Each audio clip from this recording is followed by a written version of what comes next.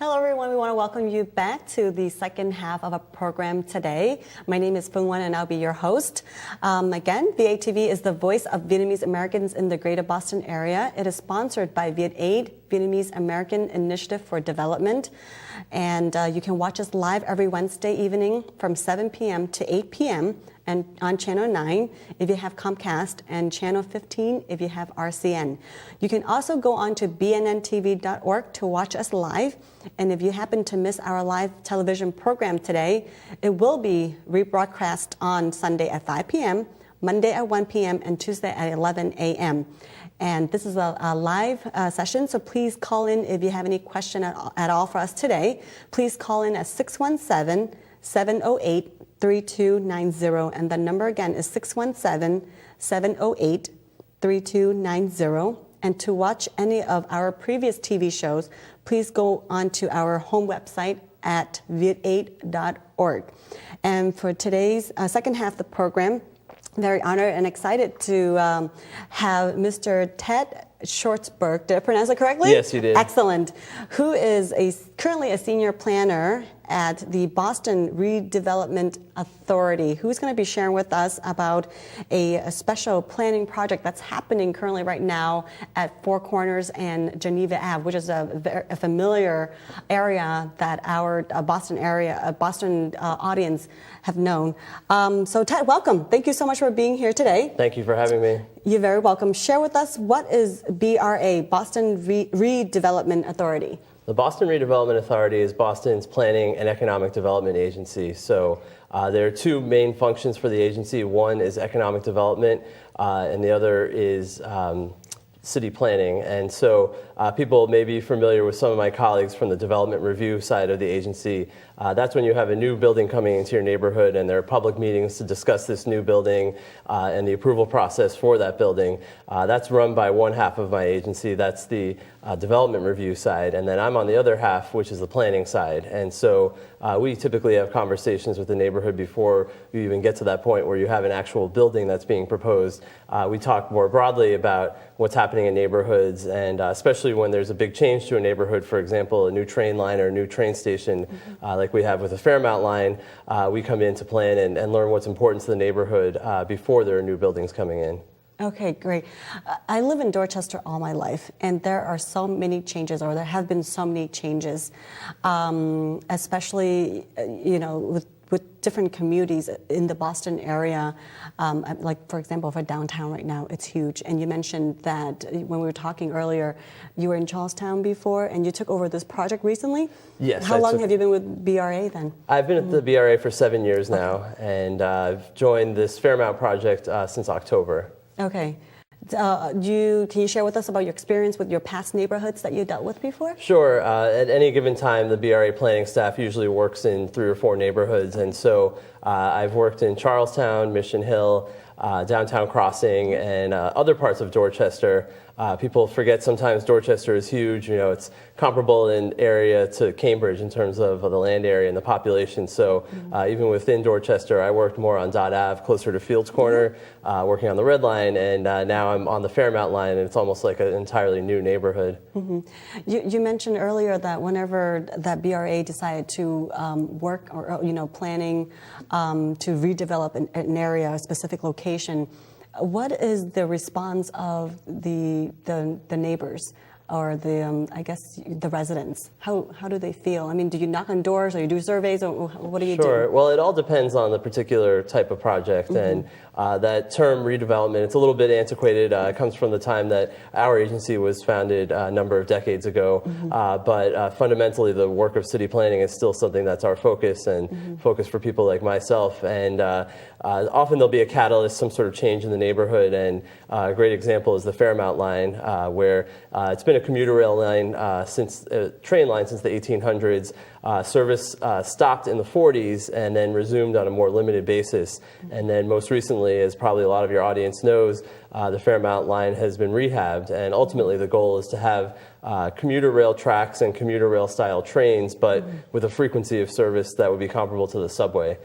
So it's a great asset for the neighborhood. It's great transportation, and for this particular station area, for Four Corners, Geneva Avenue, you can get on this train and be at South Station in about 15 minutes. So it's a great quick ride downtown, and now that it's here, it will change the neighborhood and hopefully in positive ways. And so one of the real focuses of what I'm there to do is to learn from the neighborhood what are the opportunities here and what are some of the challenges and how can we try to take this new asset, this new train station, and make it something that really benefits the neighborhood and the people who live there and work there. Well, the population in Boston is growing, so I'm sure they're very excited with this project that's going on. So share with us regarding about this workshop that's happening soon. Great. Well, thank you for having me. And really one of my main focuses tonight is to try to get people interested in coming to this public meeting. The Fairmount Indigo Planning Initiative has been running since 2012. And so at the very beginning of the process, there was a corridor-wide planning effort. So that was looking at the Fairmount line from its start at South Station to its terminus at Reedville and Hyde Park. That's 9.2 miles, and coming up with the priorities for that 9.2 mile corridor. After that, the project switched gears and shifted to looking at specific station areas. The first station area that was reviewed was Upham's Corner. That was reviewed and completed. And then after that came Blue Hill Avenue. There's not actually a station there yet, but it's right where Blue Hill Avenue goes over the tracks right by Simcoe. And so that project is just about completed now, that planning project. And so now we're on to the last station area plan, which is for Geneva Four Corners. Excuse me. And we've been meeting now for a few months since the summer, and all of our meetings are open to the public. We typically meet in the evenings on a weekday, and knowing that that's not always an ideal time for people because of people's work schedule or family commitments, for example, we wanted to do one set of meetings where people who may not be able to come to our monthly meetings can come and really participate. So we're holding this meeting twice. It's a community workshop. We'll be holding it coming up on January 13th, and we'll be at the Holland School, which is at 85 Olney Street, and access is from Geneva Avenue. It's right next to the entrance to the station, and so this meeting will be from, again, 6 to 8 p.m. on the 13th of January, which is Tuesday. If anyone can't make it on the 13th, we'll be running the same meeting again on January 20th. So Tuesday, January 20th, again from 6 to 8 p.m. at the Holland School, just off of Geneva Avenue. And this is a great opportunity for people to participate in the process, and especially for folks who haven't been coming to the regular monthly meetings, we'd love to have you at these meetings. Okay. Was there any concerns regarding about, like, traffic-wise with this project? Sure, that's one of the things that we'll be talking about is transportation. For this meeting, we have a few focus areas, and we'll be looking at things, again, through this idea of what are the opportunities and what are the challenges of the neighborhood. And we'll be looking at a few areas. One is housing. What are the impacts of this train line on housing? Another is economic development, looking at prosperity, ways that this could help bring jobs to the neighborhood, connect people that are in the neighborhood to jobs outside of it, and then also helping businesses that are in the neighborhood. We'll be looking at place, and so what does the station itself look like? What's the experience of being in it? We'll look at quality of life, so beyond just jobs and transportation strictly, what are other amenities? For example, arts amenities, parks, that sort of thing that are in the neighborhood. And then, of course, most importantly is transportation. And so the Fairmount line used to run through Dorchester, making very few stops on its way to the suburbs. Now the train will be making stops, and so it's a great asset to take the train into South Station, but also how does that affect transportation for people walking to the station, people taking buses, and then also car drivers and other forms of transportation, including biking. So this will be all at our all on the table at our meeting on the 13th and the 20th at the Holland School. Okay, great. So it's going to happen on January 13th. from 6 p.m. to 8 p.m. And if people are not able to attend the January 13th, they can also come to the January 20th one. Yes. Which is also from 6 to 8, same location. Exactly. At the Holland Community Center. Yes. Great, which is located 85 Olney Street in Dorchester, right, access from Geneva Ave. Yes. Okay, share with us, with the Fairmount Line station, is this more of like bus or train? Because I know they're, similar to like the Silver Line, the Gray Line, so. Yeah, well, this is a commuter rail train, Okay, and so it will, right now it looks like any other commuter rail train. Eventually they're going to increase the level of service, so it'll be on the same kind of tracks and the same kind of train that looks like the commuter rail, but it'll run as frequently as the subway. One recent change is that weekend service was added, so now people, as of November, can ride the Fairmount line on the weekends. And so one of the ways that we work with other government agencies is that it's the MBTA that is running this train. They built it and they operate it. And so then there's a question, we have this great new resource in the neighborhood for transportation. How does it affect the neighborhood? And that's where my office comes in. And there are lots of people looking at this all up and down the Fairmount line. And a lot of community groups have done great work in the neighborhood before my office even arrived. And so a lot of advocacy took place in the neighborhood to get the train line. And so now we're trying to look at all the work that's been done so far and incorporate that into a vision for the future of this station area for Geneva Avenue, Four Corners Station. How long has this project been going on, and when is it going to be completed? This, as I mentioned earlier, the Fairmount project in general, this planning process around the train line, that started in 2012. Yep. And then this particular station area, the BRA has been looking at it since last summer, so summer 2014, and we look to wrap it up in June or July of this year.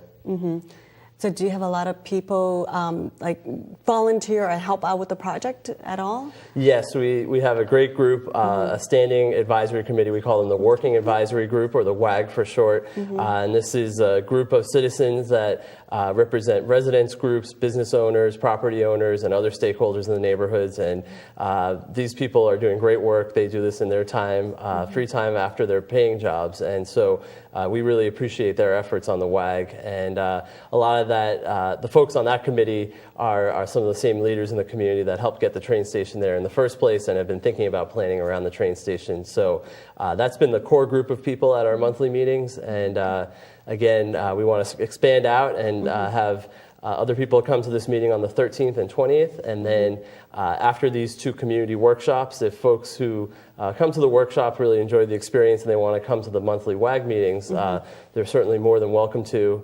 In addition, also, they can follow the process on our website, and that's fairmountindigoplanning.org. We post all of our meeting materials, all of our presentations on that website. And if you go to fairmountindigoplanning.org, in addition to downloading the meeting materials, you can sign up for our email mailing list. You can get my contact information, and we'll be happy to plug you into the project. In addition, if anyone doesn't use the internet and would like to just give me a call, certainly feel free to give me a call at my office. My direct phone number is 617-918-4238. So ideally, the best way to get materials from this process is to go to our website. But certainly, if you feel like giving me a call, again, 617-918-4238. And I'd be happy to talk about the Fairmount planning process in general, and then also for the Four Corners Geneva Avenue station. Great. Go back to a little bit about the Boston Redevelopment Authority. You said you've been with this organization for 7 years. Yes. Can you share with us a little bit about not just the Four Corners Geneva Ave and the Fairmount project that you're doing right now? Any other particular projects close by or upcoming that's going to be happening in Boston? Sure.